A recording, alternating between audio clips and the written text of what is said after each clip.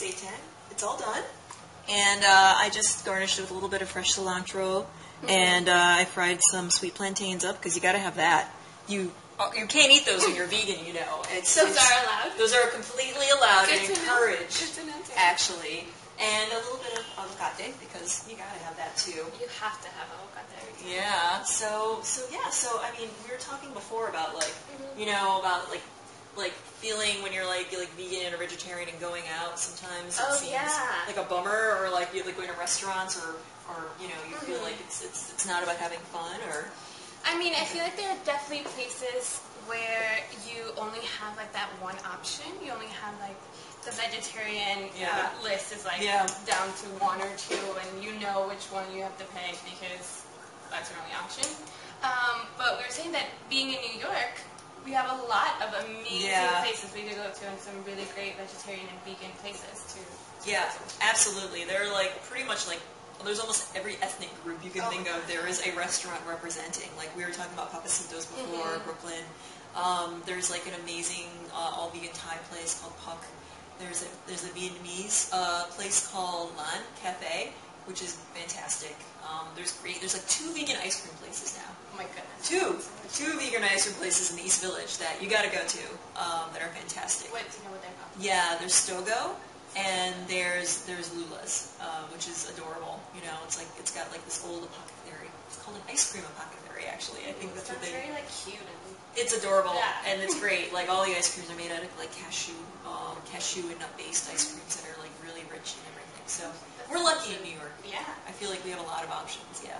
Speaking of which, I feel like maybe one of the biggest things that might turn people off from the idea of trying out being a vegan or vegetarian or going down that path is this idea of not really knowing what you can and can't eat.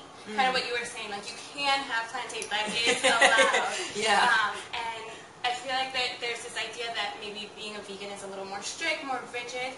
What exactly is being vegan? Like what does it entail? What does it involve? Well, in the most basic sense, and this is like the easy thing to remember, if it came from an animal, it's not vegan. So, you know, that includes, besides the obvious stuff like meat or chicken, you know, that includes fish, that includes dairy, you know, like cheese and milk and butter, and that includes eggs as well.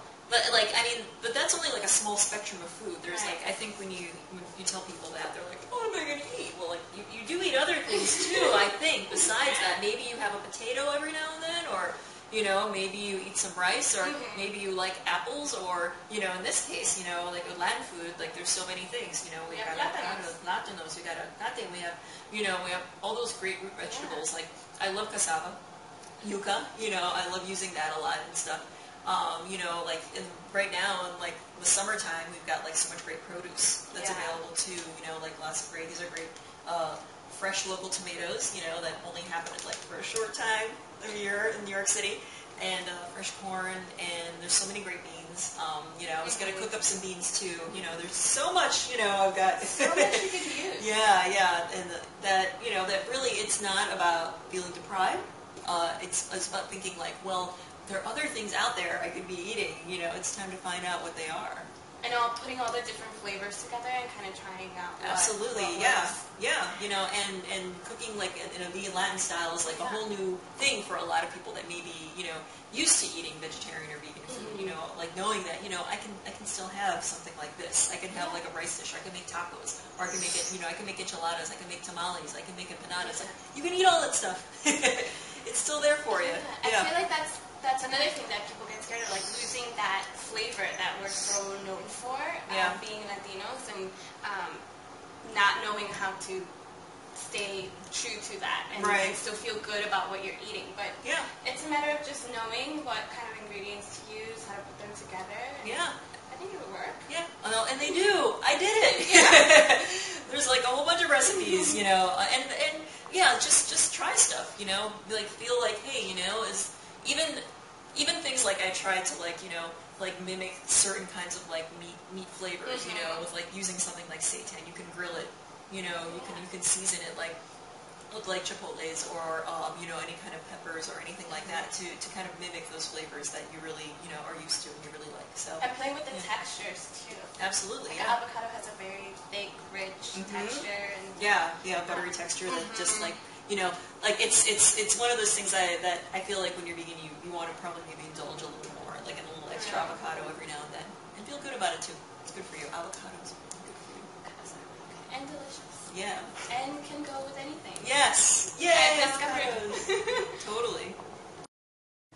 It's funny because I feel like being a Latina and being a vegan or vegetarian can sometimes feel like, or people think it's such an oxymoron because you're like, how can you be Latina and not eat meat? Like, that's ridiculous. Yeah. Well, here we are. And we're doing it. Yeah. I mean, that's basically it. It's like, look, I mean, like, don't make a weird stereotype when it's not necessary. We're all so true. We're all individuals. We're all going to do what we need to do and be healthy and be happy while doing it. And being vegan, is part of that too. So, like, just say, hey, look, I'm doing it. I don't see what the big deal is. Like, why you're going to put limitations on what I'm going to be and what I'm going to do. So. And I think that's such an amazing thing to accept and acknowledge, especially as a Latina, when you do get such like a backlash. But saying, hey, we don't eat meat, but we're still Latinas, and we still, are very proud of our culture, of our traditions. We just don't eat meat or don't eat any animal products. Yeah, and right, and tell people, look, there's more to my identity than than that one little thing. And that will make you, Right. So I mean, that's just rude. I feel like when someone's gonna give you a hard time about that, it's like whatever, But hey, we're here. We're alive. We're alive, and I think we're hungry. So You want to dig in? I think we should. So. Let's do it. Are we gonna? So, Cosmopolitanas, we are so happy to have been able to cook with Terry. Terry, it was amazing. Thank you so much for thanks showing for coming us over. how to make this dish. Very, very easy, quick, fun to make, and yes, it still looks very Latino. Have a look. We have avocado, plantains, arroz. We have everything.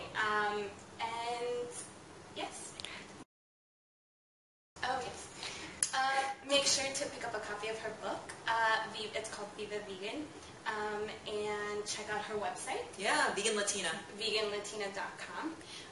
Thank you for joining us, and please check out our news. Should I say our newsletter? Nah. Should it promote? This is really Sabroso. good. Perfect. Buen provecho. Oh, that was cute. Did you get that? Buen provecho? Mm-hmm. Yeah. Oh, perfect. Buen provecho.